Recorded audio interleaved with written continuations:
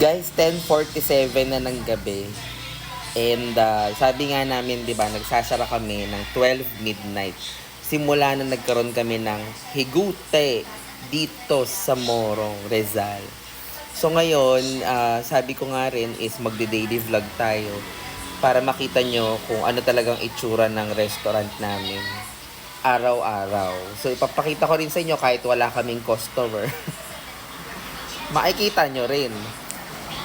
Kagaya today, kanina medyo marami-rami, 'di ba, no? Kasi parang maraming dumating na hindi sabay-sabay. So may mga unti-unti na rin nilang na-rediscover yung aming video, okay? Kasi nung mga nakaraan, parang nakalimutan na ng mga customer namin na may video, okay? Kaya ngayon parang inano ulit namin, parang nire-introduce namin ulit yung video, okay? So ngayon, parang medyo na-discover na ulit nila and yun. Hopefully, sino kaya to nag-chat sa akin? Anyway, hopefully ay makabalik na sila. Silipin natin, mga kahigute.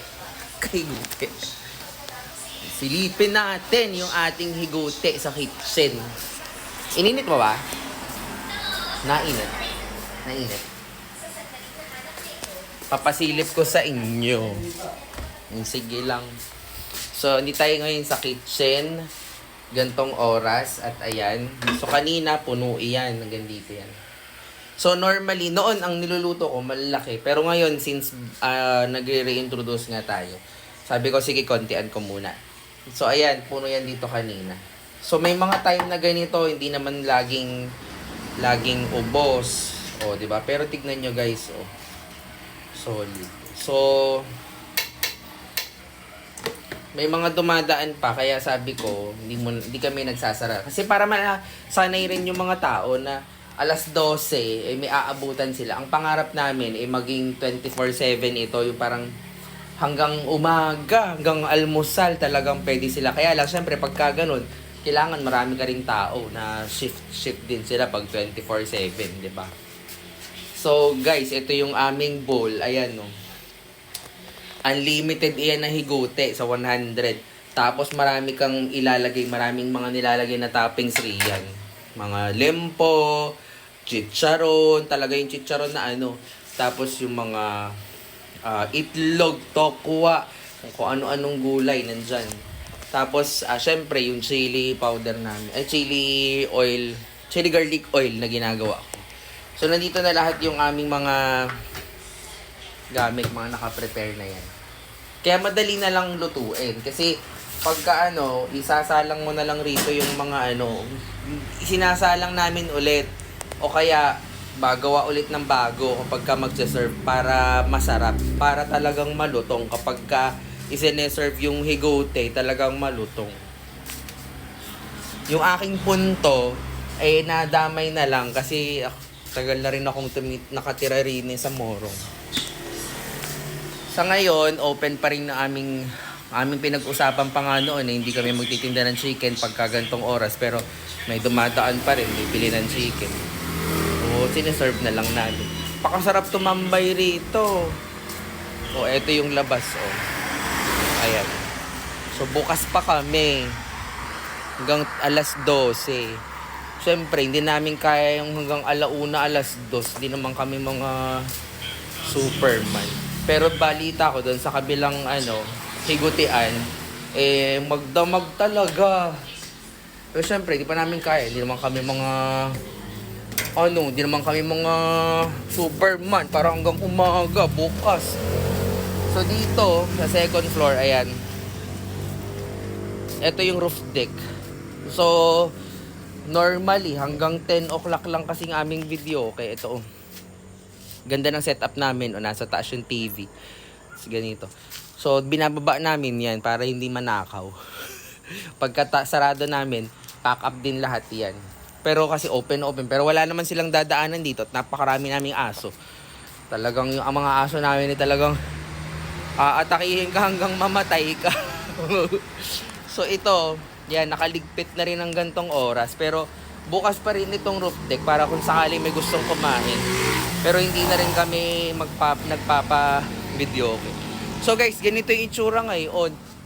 sabi ko nga sa inyo, daily vlog. So, ibig sabihin, kahit na wala akong customer, makikita nyo. Kasi gusto ko malaman ninyo, ang pagnenegosyo, hindi laging, yung iniisip mo na, laging Pasko. May mga times talaga na hindi. Pero ako naman dito, never pa namin na-experience yung talagang zero. Yung talagang walang kumain. Meron kahit papaano. Pero na-experience namin talaga dito yung punong-puno. Pero na-experience din namin yung halos kakaunti talaga. Ganun ang negosyo. Kaya ang ginagawa namin ngayon, boosting. Popromote kami ng malala. Tapos nung nakaraan, namigay kayong flyers. Tapos ngayon, mamimigay ulit kaming flyers. Kasi sabi ko, kailangan makilala talaga. So, iyan yung mga effort na kailangan mong gawin kapag ikaw ay nagnenegosyo. Akala nyo kadadali. So, ngayon, hindi pa naman ako magsisimula sa aking bagong online job. Pag ako'y nagsimula na, sakto lang kasi gising ako ng ganitong oras. So, iyan. So, yun yung roof deck. Bukas pa yan hanggang alas 12. O, yan. Tapos yung aking, chili garlic oil na ginagamit sa higute, binebenta ko na rin. 200 ml. Sa TikTok shop, mabibili nyo to at saka sa Shopee. 150 to 160, ganyan ang mga presyon. Pero sa akin, 130 lang. Pag wholesale, 120 hanggang 110 pa. At nandyan yan sa TikTok shop ko na. Nasa TikTok shop ko na to. Mabibili nyo na pala to.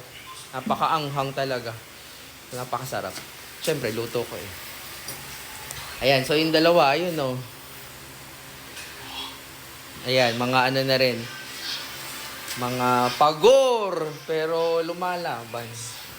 Ganun talaga. So guys, yan. Sabi ko sa inyo, makikita nyo kahit walang customer. Papakita ko sa inyo kasi daily vlog nga. Tsaka ako'y in-invite na ng ngayon lang. Nalaman ko, ako'y in-invite na ng Facebook. Na pwede na pala akong kumita sa aking mga video. Kaya panoorin nyo. Para naman mapagkaperahan ko kayo. Aba, puro lang kayo tawa. Manood kayo naman, oran nang ako'y kumita na. Dito sa TikTok, balita ko pwede na palang pwede nang kumita. O sana nga